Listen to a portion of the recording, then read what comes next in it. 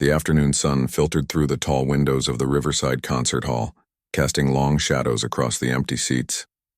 Inside, the city's finest orchestra was deep in rehearsal, their instruments blending together in perfect harmony.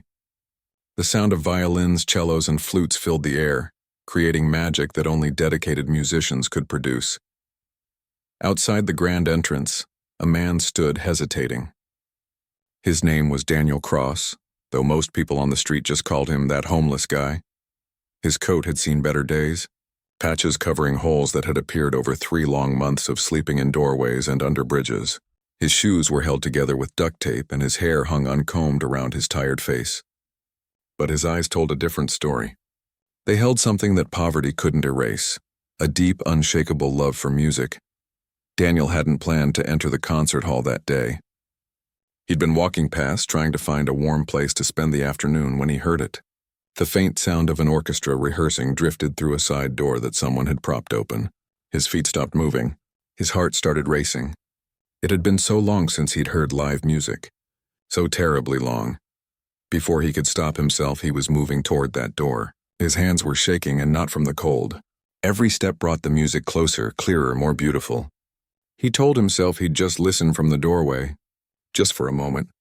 Just to remember what it felt like to be near a real concert hall again. The door opened into a dim hallway. Daniel slipped inside quietly, his worn shoes barely making a sound on the polished floor.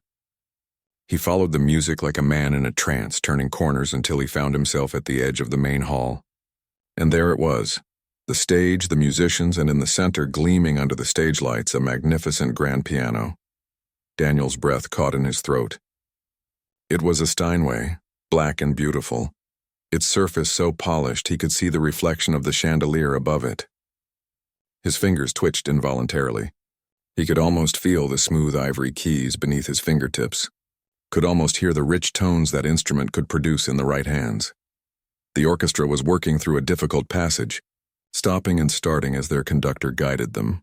The conductor was a tall man in his 50s, with silver hair swept back from his forehead and an expensive suit that probably cost more than Daniel had earned in his last year of teaching.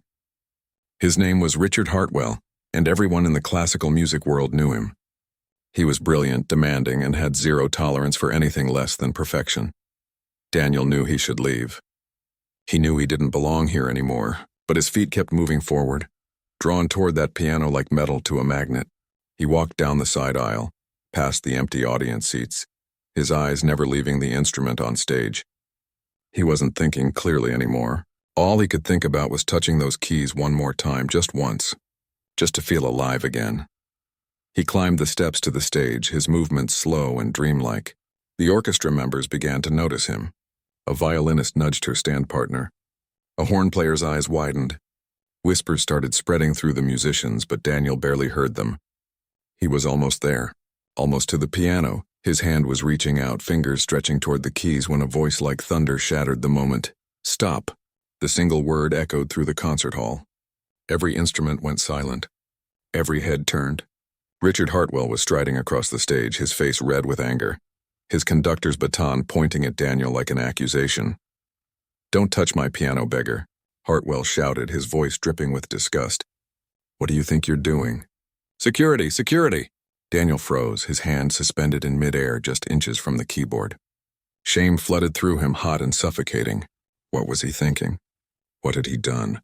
He looked down at his filthy coat, his taped-together shoes, his dirt-stained hands. He must look like a crazy person to these people. He must look like exactly what Hartwell called him, a beggar. "I'm sorry," Daniel whispered. But his voice was so quiet nobody heard him.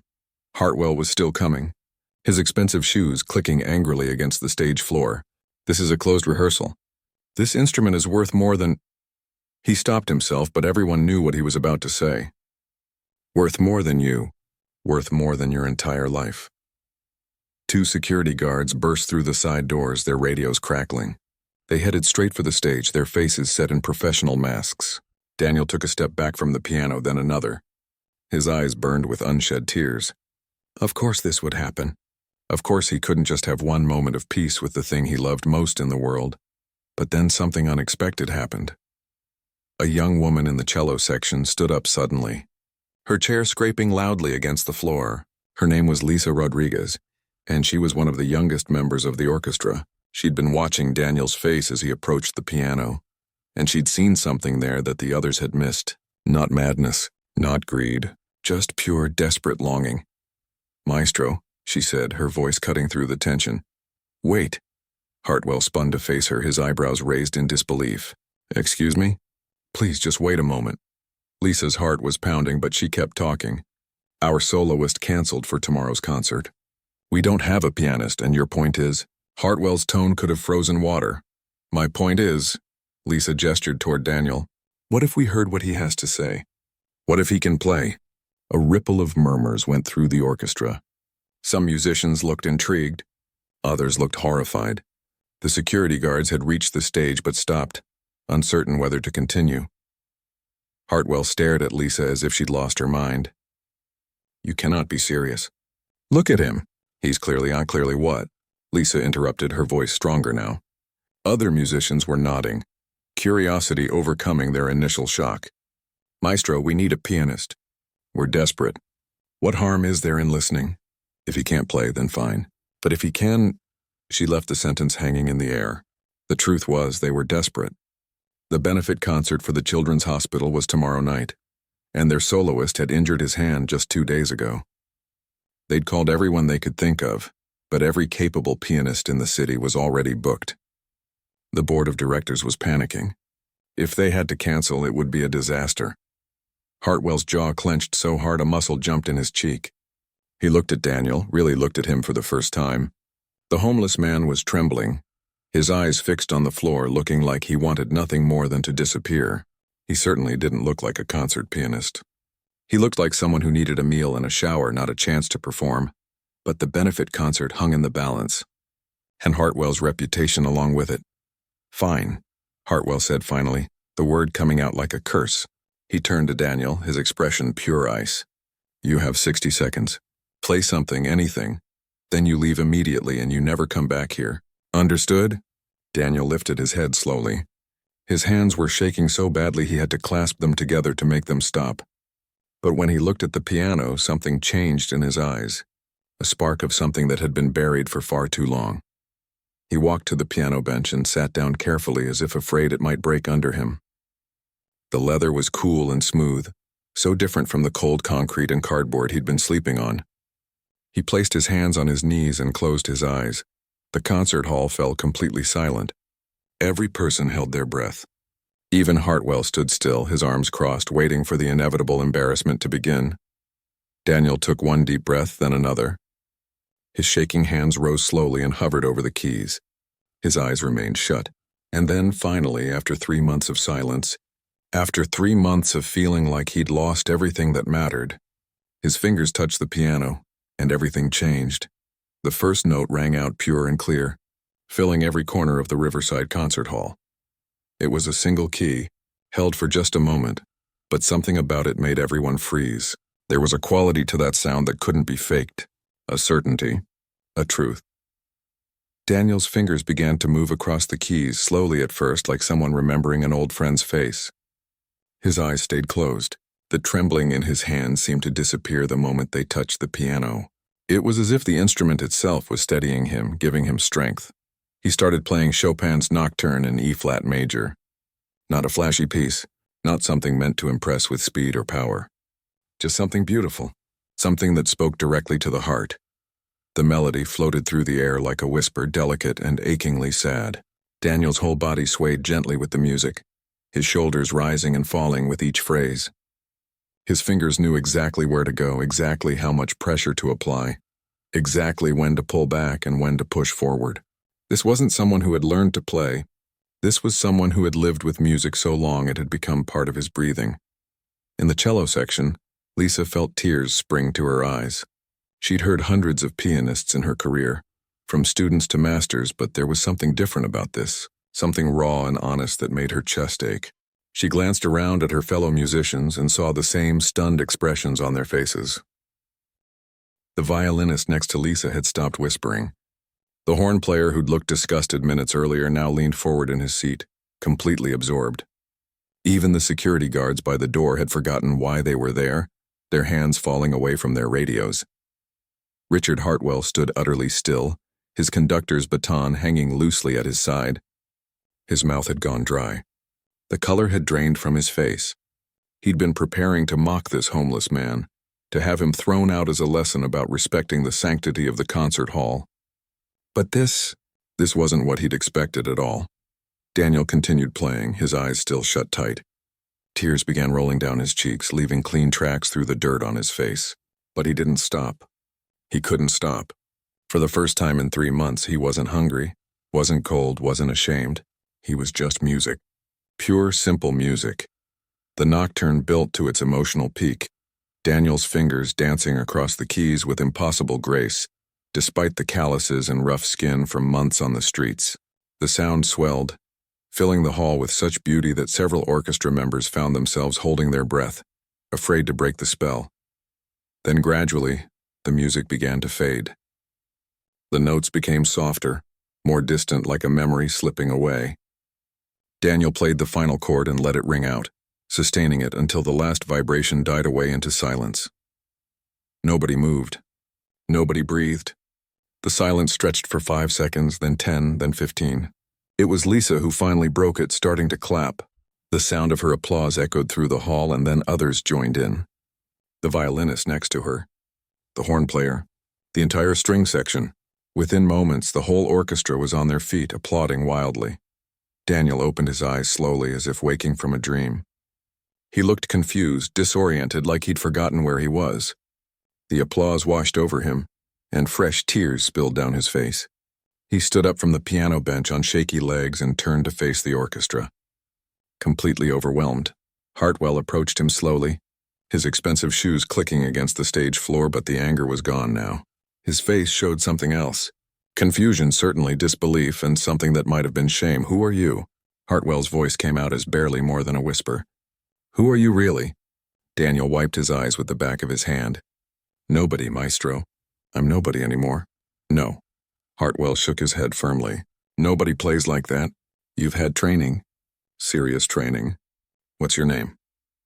Daniel Cross. The name hung in the air for a moment. Lisa suddenly gasped, her hand flying to her mouth. She pulled out her phone, her fingers flying across the screen. "Daniel Cross," she repeated, scrolling frantically. "Daniel Cross, Daniel Cross. Oh my God." She looked up, her eyes wide with shock. "You won the International Chopin competition 15 years ago. I remember reading about you in music school. They called you the next great pianist. You were on the cover of Classical Music Today. You played with the Berlin Philharmonic." The murmurs started immediately, rippling through the orchestra like a wave. Musicians pulled out their own phones, searching for information. Hartwell's face went even paler as he recognized the name. "That was you?" he breathed. "But I heard you'd stopped performing. There were rumors about me being a drunk?" Daniel finished the sentence quietly. The rumors were true, all of them. The applause had died away now. Everyone was listening, leaning forward in their seats. Daniel looked at all those faces watching him, and something broke open inside him. Maybe it was the music he'd just played. Maybe it was the kindness Lisa had shown him. Maybe it was just that he was so tired of carrying shame alone. "I had everything 15 years ago," he said, his voice rough but steady. "Money, fame, respect. I played in concert halls all over the world. But I couldn't handle it. The pressure, the expectations, the constant traveling. I started drinking to calm my nerves before performances. Just a little at first, then more. Then I couldn't stop." He paused, swallowing hard. The concert hall was so quiet you could hear the heating system humming. "I lost my teaching position at the conservatory 3 years ago. Showed up drunk to a student recital. My wife left me, took our daughter. I don't blame her. I was impossible to live with. I sold my own piano to pay for booze. Lost my apartment. Lost everything," his voice cracked. "I've been on the streets for 3 months now. I haven't touched a piano in almost a year. Until today." "Why today?" Lisa asked softly. "Why did you come here?" Daniel looked at the piano, then back at her. "I heard your rehearsal from outside. The music pulled me in. I wasn't thinking. I needed to feel those keys again. Just one more time. I know I shouldn't have intruded. I'm sorry." He started to walk toward the stage steps, assuming he'd be escorted out now. But Hartwell's voice stopped him. "Wait." Daniel turned back. Hartwell was staring at him with an expression that was hard to read. The conductor's jaw worked for a moment, as if he was struggling with something internal. "My father was an alcoholic," Hartwell said finally. His voice was tight, controlled, but there was pain underneath it. "He was a violinist, a brilliant one, but the drink got him before anyone could help. He died when I was 16, alone, broke. I never got to see him recover, never got to see him play again." The conductor's eyes were bright with unshed tears. "But you're still here, Mr. Cross, you're still breathing. Your fingers still work. And that," he gestured to the piano, "that was the most honest playing I've heard in a decade." Daniel stood frozen, not understanding what was happening. Hartwell turned to face his orchestra. "We need a pianist for tomorrow's benefit concert. Everyone here knows that. We've called every available player in 3 cities. Nobody can do it." He looked back at Daniel. "But we have someone who can, someone who should." "Maestro, you can't be serious," one of the older violinists called out. "He's not prepared. He hasn't rehearsed with us. And well, look at him." "I am looking at him," Hartwell said firmly. "I'm looking at the man who just played Chopin better than our canceled soloist ever did. I'm looking at someone who deserves a second chance." His voice grew stronger. "My father never got that chance. But Mr. Cross is standing right here, right now, and I'll be damned if I let him walk away." Lisa stood up again, starting to clap. Other musicians joined her. Not everyone, but enough to matter. Daniel felt his knees go weak. "I can't," he whispered. "I'm not ready. I'm not clean. I'm not—" "You're here," Hartwell interrupted. "That's enough for now. The benefit concert is tomorrow evening. We'll get you a hotel room for tonight, a meal, clean clothes, medical attention if you need it." He paused. "And then we'll see if you still have the courage to play." "Why?" Daniel's voice broke completely now. "Why would you do this for me?" Hartwell was quiet for a long moment. When he spoke, his voice was gentle. "Because music isn't about being perfect, Mr. Cross, it's about being honest. And what you just played was the most honest thing I've heard in years." He extended his hand. Daniel stared at it, then slowly reached out and shook it.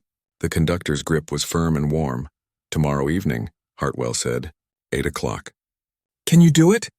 Daniel looked at the piano one more time, then at the faces of the orchestra members watching him.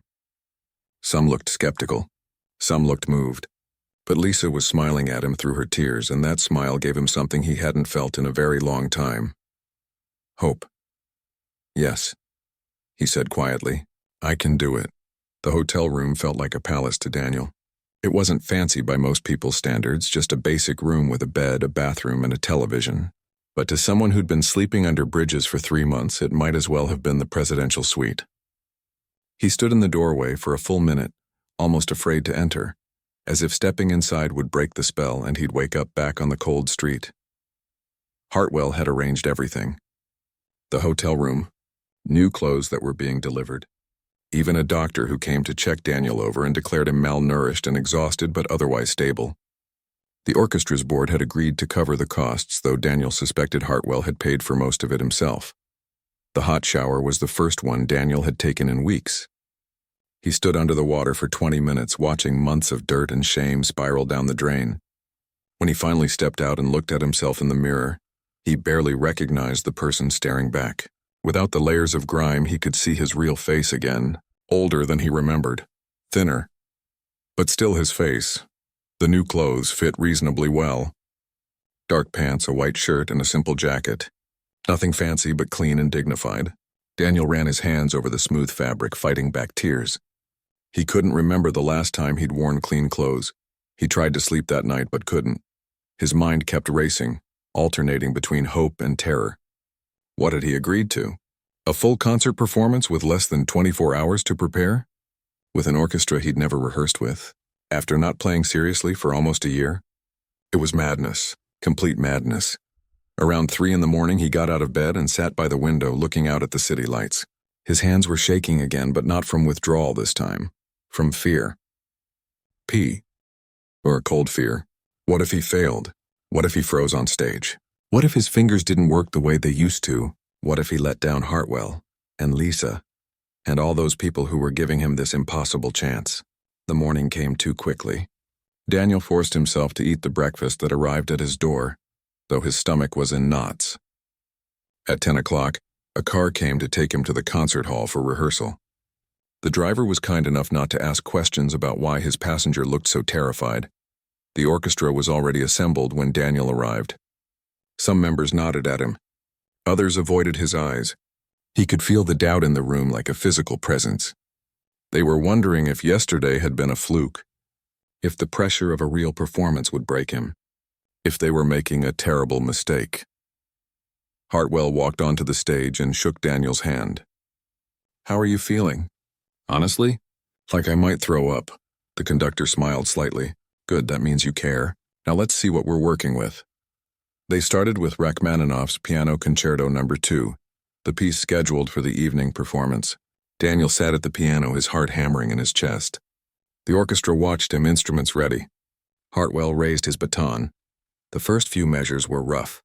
Daniel's timing was off, his fingers stumbling over passages that should have been second nature. He could see the worried glances being exchanged among the musicians. The doubt spreading. He was proving them right. He couldn't do this. "Stop, stop," Hartwell called out, lowering his baton. He walked over to Daniel, who was staring at the keys with his jaw clenched. "You're thinking too much. You're trying to be perfect."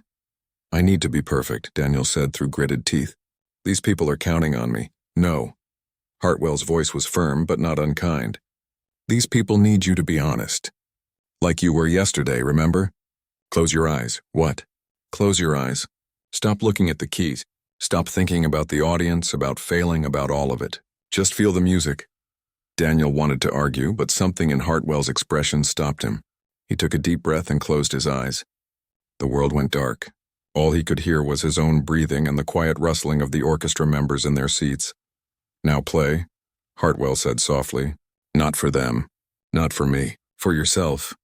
Daniel let his fingers find the keys without looking. He started again, eyes shut, and this time something shifted. The notes began to flow more naturally. His body relaxed.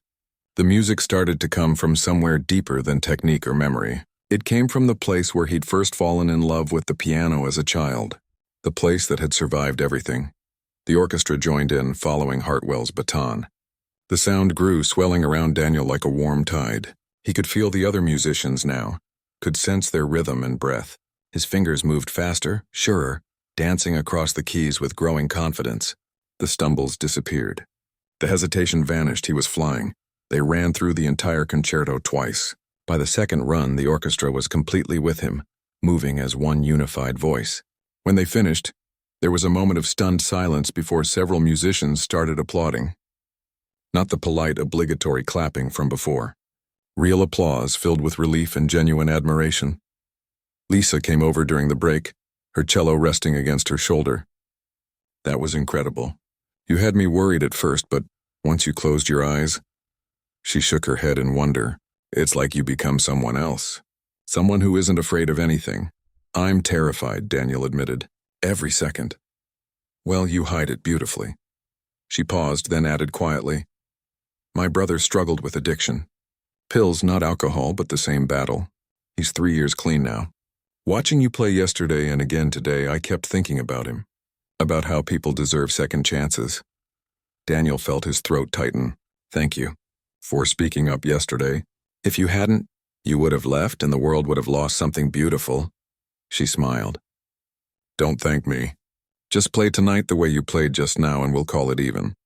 The afternoon passed in a blur. More rehearsal. A quick lunch that Daniel could barely eat. Then back to the hotel to rest, though rest was impossible. He paced the room, his mind cycling through every possible disaster. What if he forgot the music? What if his hands cramped? What if the audience hated him? At 6 o'clock, the car came again. The evening performance started at 8, but there were preparations to be made. Daniel changed into the formal concert clothes that had been provided, a black suit that actually fit, a crisp white shirt, a bow tie that took him 3 tries to get right. When he arrived at the concert hall, it was already buzzing with activity.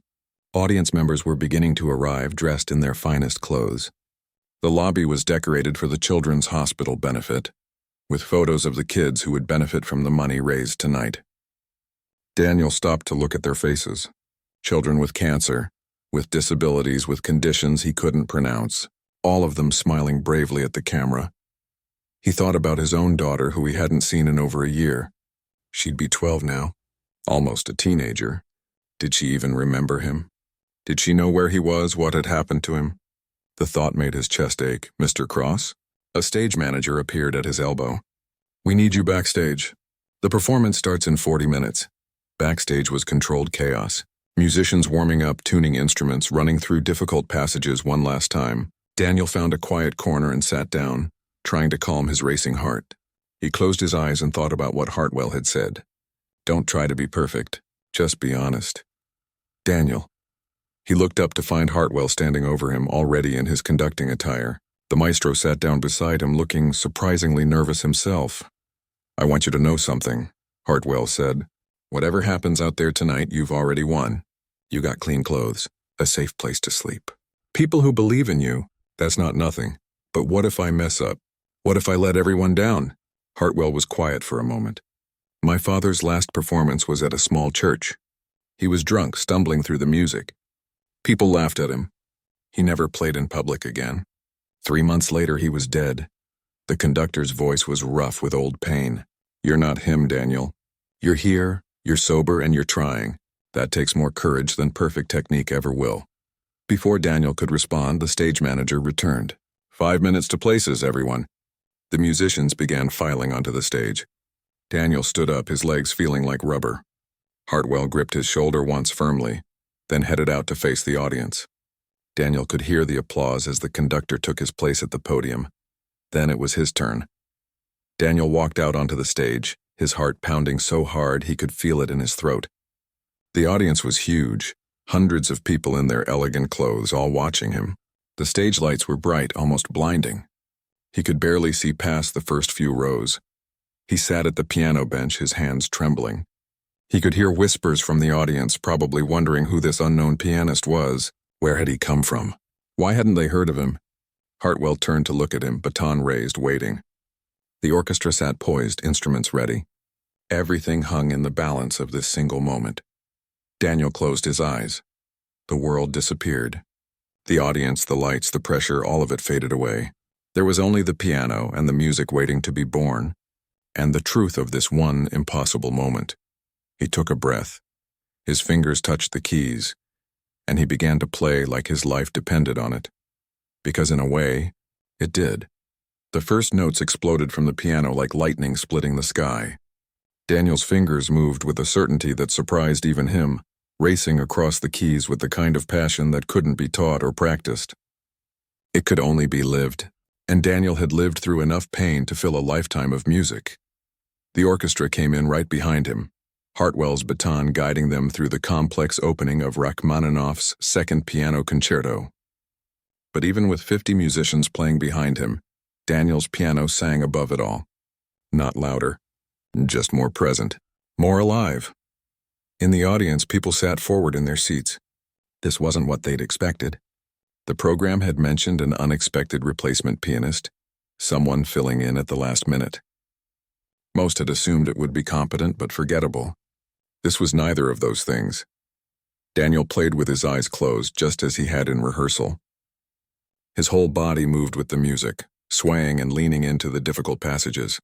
Sweat began to form on his forehead, despite the cool air conditioning. His fingers flew over the keys so fast they were almost a blur, but every note rang out clear and perfect. The concerto told a story. In the first movement, there was struggle and determination. Daniel poured every ounce of his own struggle into those notes. Every night he'd spent cold and hungry. Every moment he'd wanted to give up. Every time he'd looked at his reflection and seen a stranger staring back. The second movement was different, softer, more tender. This was the part that could break your heart if played right, and Daniel played it more than right. He played it like a man remembering everything he'd lost. His home, his family, his daughter's laugh. The melody wept and sang, and in the audience, people reached for tissues. In the third row, an older woman dabbed at her eyes. She'd come to the benefit concert because her grandson was one of the children in the hospital's cancer ward. She'd expected to feel moved by the cause, but she hadn't expected the music itself to reach inside her chest and squeeze her heart like this. Beside her, her husband sat completely still, mesmerized. He was a retired music teacher who'd heard thousands of performances in his lifetime. He knew technique when he heard it, and this pianist had that. But there was something else, too. Something that made him think of the old masters. The ones who didn't just play notes but told you their souls through the instrument. On stage, Hartwell conducted with tears streaming down his face. He wasn't ashamed of them. This was why he'd become a musician in the first place. Not for the prestige or the money or the applause. For moments like this, when music stopped being entertainment and became something sacred, the orchestra members felt it too. Lisa played her cello with more emotion than she'd ever brought to this piece before. The violinist's bows moved in perfect unison, but their eyes kept darting to Daniel, drawn to him like moths to flame. Even the musicians who'd been skeptical yesterday were completely absorbed now, giving everything they had to support this impossible performance. The third movement arrived like a storm, fast, powerful, demanding everything from the pianist. Daniel's hands were cramping now, his fingers aching from the intensity. But he couldn't stop. Wouldn't stop. This was his one chance to prove that he was still alive, still worthy, still capable of creating something beautiful in a world that had tried to break him. The piano thundered and sang. Daniel's face was a mask of concentration and emotion, his closed eyes squeezed tight as if he could see the music better in the darkness. His hands knew where to go without looking. They'd played this piece 100 times 15 years ago, and muscle memory was taking over, combining with raw emotion to create something extraordinary. The audience had forgotten to breathe. Cell phones stayed in pockets. No one coughed or shifted in their seats. Everyone was caught in the spell Daniel was weaving, transported somewhere beyond the concert hall, beyond their ordinary lives. In the back of the auditorium, a young woman stood by the wall. She'd arrived late, slipping in after the performance started. She was 22, with dark hair pulled back in a ponytail and eyes that hadn't stopped crying since she'd heard the first notes. Her name was Catherine, and she hadn't seen her father in over a year. She'd heard about the benefit concert from a friend who worked at the hospital. The friend had mentioned something about a mysterious replacement pianist, someone who'd shown up out of nowhere. Catherine had almost dismissed it, but something made her buy a ticket at the last minute. Something made her come. Now she stood frozen, one hand pressed to her mouth, the other gripping the wall for support. She knew that playing style. Would have recognized it anywhere. Her father had played for her every night when she was little, his eyes always closed, his whole body moving with the music. He'd taught her that music wasn't about seeing. It was about feeling. The concerto was building to its finale. Daniel's fingers were bleeding now, the skin split from the intensity, but he didn't notice. There was no pain, no fatigue, only the music and the desperate need to finish what he'd started. To prove to himself and everyone watching that broken things could still create beauty. Hartwell brought the orchestra to a crescendo, all 50 musicians playing with everything they had. The sound filled the concert hall like a living thing, powerful and overwhelming. And through it all, Daniel's piano sang its truth, clear and bright and absolutely fearless. The final chord rang out, held by the entire orchestra and sustained until the last possible moment. Then silence, complete, absolute silence. Daniel's hands dropped from the keys. He slumped forward slightly, exhausted, his chest heaving. His eyes were still closed. He was afraid to open them, afraid to see disappointment or judgment, afraid that he'd failed somehow despite giving everything he had. The silence stretched for 1 second. 2 seconds, 3. Then the concert hall erupted. The applause was deafening. People leaped to their feet, shouting and clapping and crying. The standing ovation spread like wildfire through the audience until every single person was on their feet. Some were whistling. Others were wiping their eyes. All of them were united in the recognition that they'd just witnessed something rare and precious. Daniel finally opened his eyes. The sight of hundreds of people standing and applauding made him dizzy. He stood up slowly, shakily, and bowed. The applause grew louder. Hartwell was gripping his arm, steadying him. His face split in a huge smile even as tears continued to fall. The orchestra members were standing too, tapping their bows against their music stands in the traditional musician's salute. Lisa was crying openly, her cello forgotten in her lap. The old violinist who doubted Daniel was applauding harder than anyone. Daniel bowed again, overwhelmed. His legs felt weak. His hands were shaking. Blood from his split fingers left small marks on his formal pants, but he didn't care. He'd done it. Actually done it. The audience wouldn't stop clapping. People were calling out bravo. And encore. Hartwell leaned close and whispered, "They want more. Can you give them one more piece?" Daniel looked at his bleeding hands, at the piano that had given him back his life, at the sea of faces showing him more love than he'd felt in years. He nodded. He sat back down at the piano, holding up his hands to quiet the crowd. The applause gradually faded.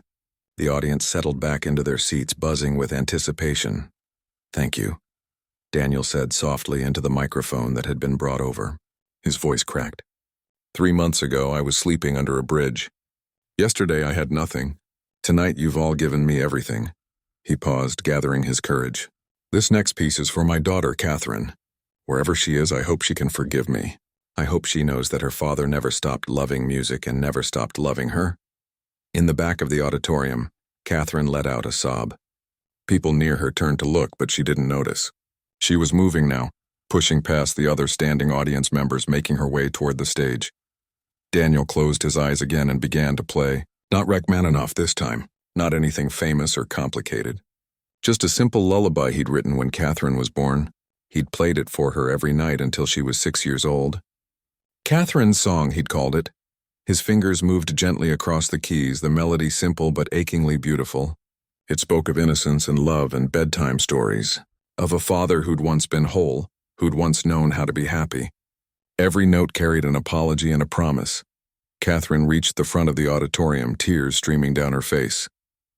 She stood at the edge of the stage, looking up at her father. He still had his eyes closed, lost in the music and the memories. The lullaby wound to its gentle conclusion. Daniel played the final notes and let them fade into silence. He sat there for a moment, eyes still closed, saying a silent prayer to whatever force in the universe had brought him to this moment. "Dad."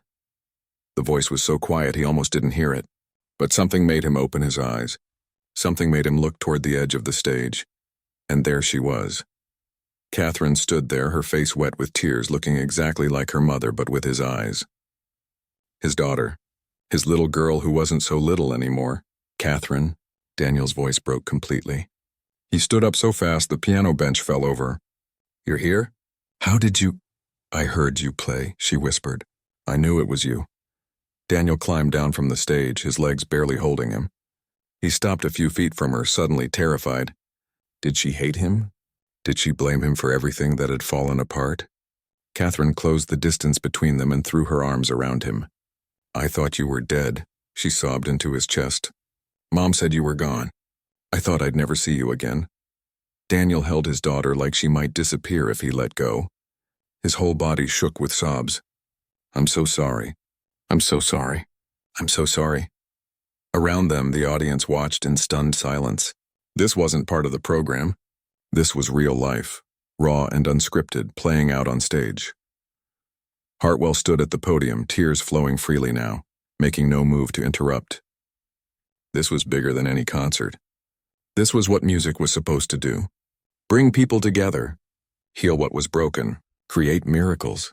The orchestra members were crying too. Lisa had her hand over her heart. The old violinist had taken off his glasses to wipe his eyes, and in that moment, surrounded by strangers who'd become witnesses to something sacred, Daniel Cross held his daughter and knew that he'd finally found his way home. 6 months passed like a dream Daniel kept waiting to wake up from. But every morning he opened his eyes in a real bed, in a real apartment, and realized it wasn't a dream at all. It was his new life, his second chance. The morning after the benefit concert, Daniel had woken up in his hotel room to find his phone buzzing with messages. His old phone had been lost months ago on the streets, but Hartwell had arranged for a new one. The screen showed dozens of missed calls and texts, news outlets wanting interviews, music agencies offering representation, old colleagues reaching out after seeing videos of the performance that had already gone viral online. But the only message that mattered was from Catherine. "Coffee tomorrow? I want to hear everything. I want to understand." That coffee had turned into 3 hours of talking, then another meeting the next week, then weekly dinners. Catherine didn't pretend the past hadn't happened. She asked hard questions about his drinking, about why he'd disappeared, about the choices he'd made. Daniel answered everything honestly, even when the truth made him ashamed. "I'm not asking you to forgive me right away," he'd told her during one of those dinners. "I know I destroyed your trust. I know I hurt you and your mother. But if you'll let me, I want to be your father again. The real kind. The kind who shows up. Catherine had looked at him for a long time, her eyes searching his face. Mom said you were too far gone. She said the drinking would kill you before you ever got better. But you're here. You're sober. You're trying. She'd reached across the table and squeezed his hand. That's enough for now. Hartwell had kept his word too. He'd connected Daniel with a treatment program that specialized in helping people with addiction. Not just the drinking itself, but the underlying pain that fed it. 3 times a week, Daniel sat in group therapy with other people fighting their own battles. At first, he'd hated it. Hated admitting his weakness to strangers. But slowly, he began to understand that asking for help wasn't weakness. It was the bravest thing he'd ever done.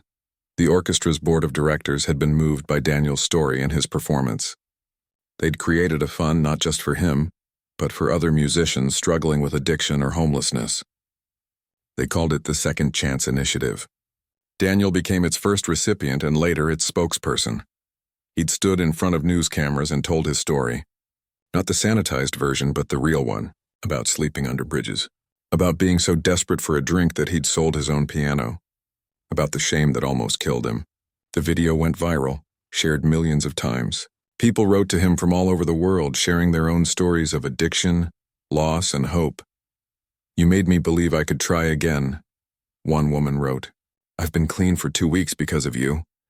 Those messages kept Daniel going on the hard days. And there were hard days.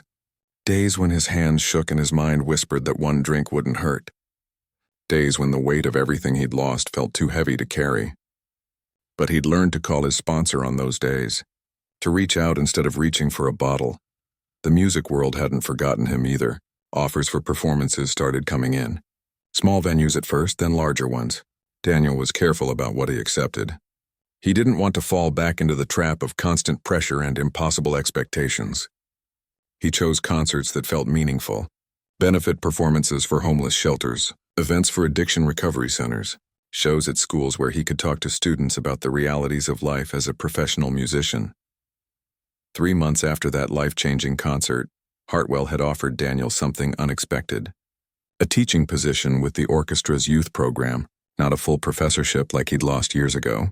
Just a few hours a week working with talented young musicians who dreamed of professional careers. Daniel had almost said, no.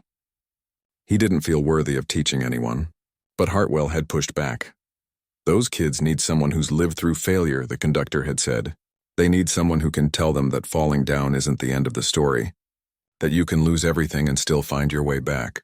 So Daniel started teaching, just 3 students at first. A teenage pianist with incredible technical skill but crippling stage fright.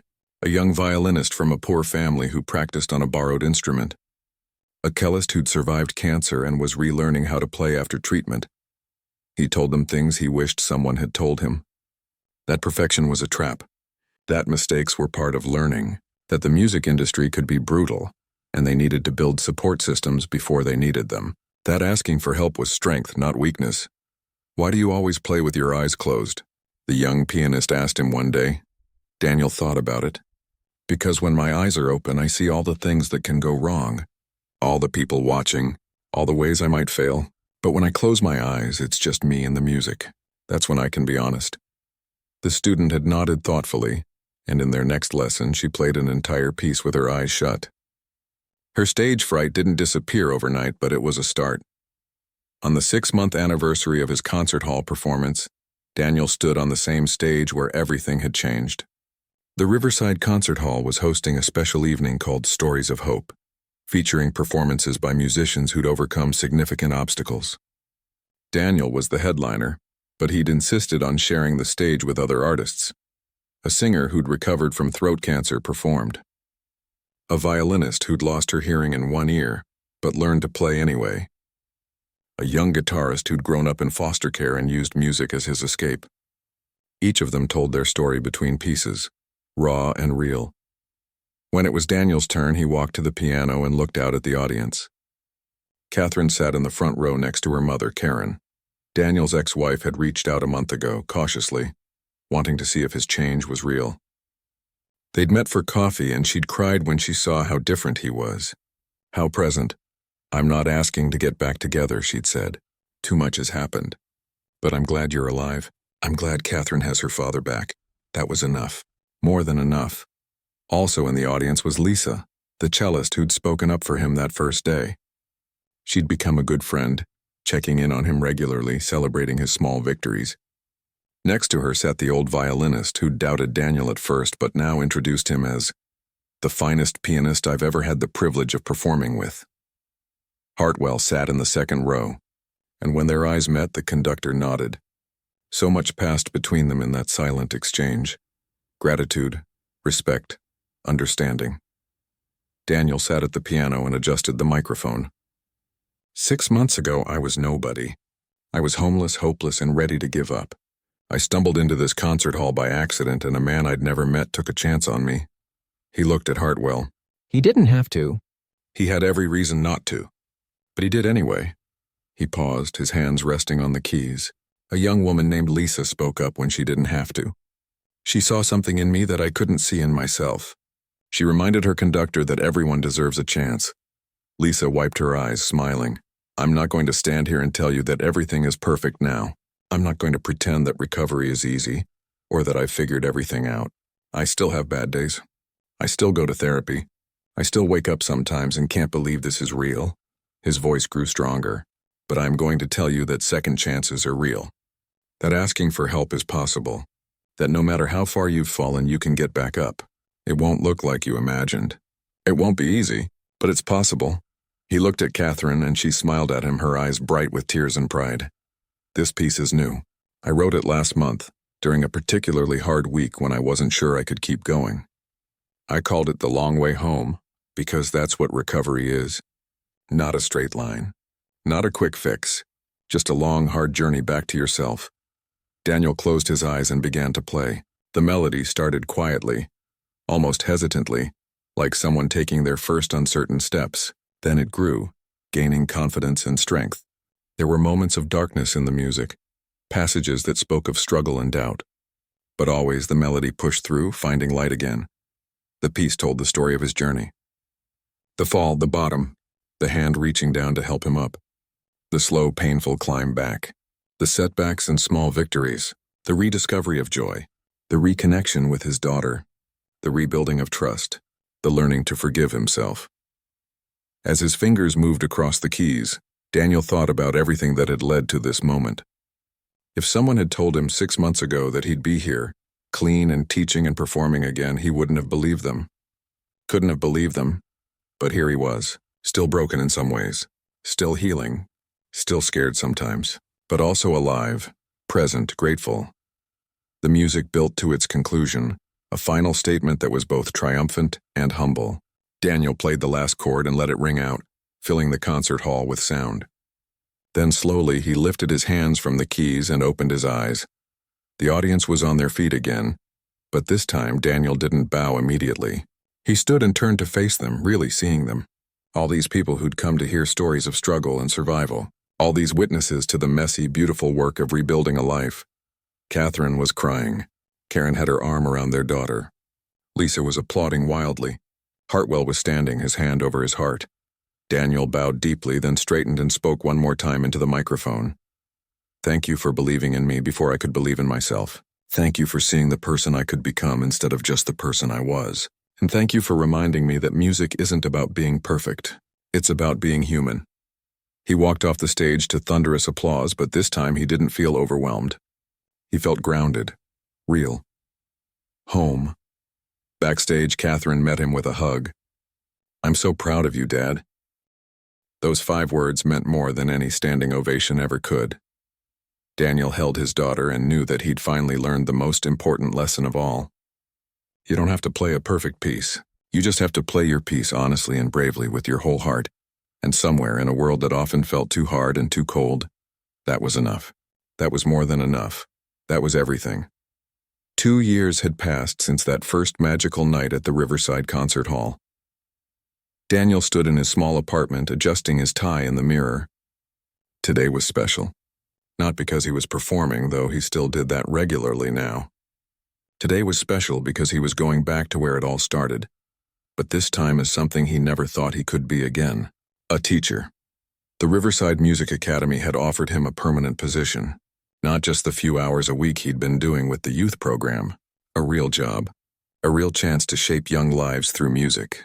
The irony wasn't lost on him that he was returning to teaching, the very thing he'd lost because of his drinking years ago. His apartment was simple but clean. A small piano sat by the window. Nothing fancy like the Steinway he'd once owned, but it was his. Every morning he woke up and played something, just to remind himself that this was real.